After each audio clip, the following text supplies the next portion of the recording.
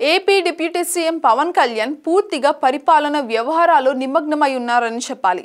ఇక దీంతో అతను చేయాల్సిన 3 సినిమాల షూటింగ్స్ పెండింగ్ లో ఉన్నాయి. ఇక ఈ సినిమాలు అన్నీ కూడా ఫినిష్ చేస్తానని పవన్ కళ్యాణ్ నిర్మాతలకి మాట కూడా ఇచ్చారట. ఇక షూటింగ్ కి ఏర్పాట్లు చేసుకోమని కూడా చెప్పేశారట. ఇక దీంతో ఓజీ సినిమా షూటింగ్ ఏర్పాటులో దర్శకుడు సుజిత్ నిమగ్నమై అయితే ఉన్నారు. ఇక మరోవైపు హరిహర వీరమలు షూటింగ్ కోసం కూడా ఏఎం రత్నం తనయుడు జ్యోతి కృష్ణ ఏర్పాట్లు చేస్తున్నారు.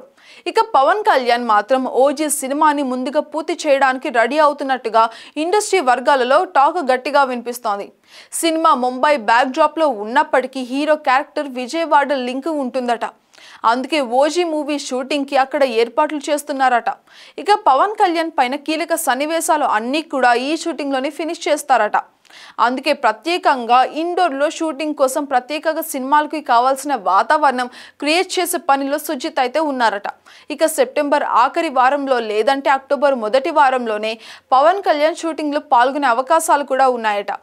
ఇక వారానికి 2 రోజులు మాత్రమే షూటింగ్ కోసం డేట్స్ కేటాయిస్తానని కూడా పవన్ కళ్యాణ్ అయితే క్లారిటీగా చెప్పేశారట. ఇక ఈ కారణంగానే వేరే అవుట్డోర్ షూటింగ్స్ ప్లాన్ చేయకుండా పవన్ కళ్యాణ్ అందుబాటులో ఉండేలాగానే విజయవాడలోని షూటింగ్ షెడ్యూల్స్ అన్ని కూడా ఖరారు చేస్తున్నారట. ఎలాగో మూవీలో విజువల్ ఎఫెక్ట్స్ కి ఎక్కువగా ప్రాధాన్యత ఉంటుంది.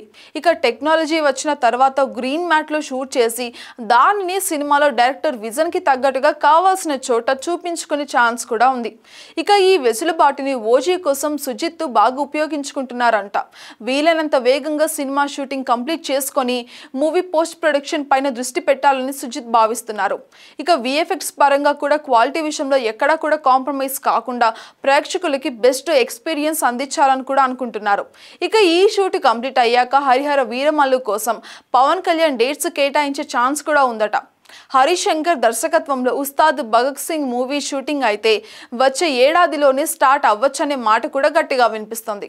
ఇక అన్ని కరెక్ట్ గా సెట్ అయితే పవన్ కళ్యాణ్ 3 సినిమాలు కూడా 2025లోనే థియేటర్స్ లోకి వచ్చే అవకాశం కూడా ఉండొచ్చని సినీ విశ్లేషకులు అయితే అంటున్నారు.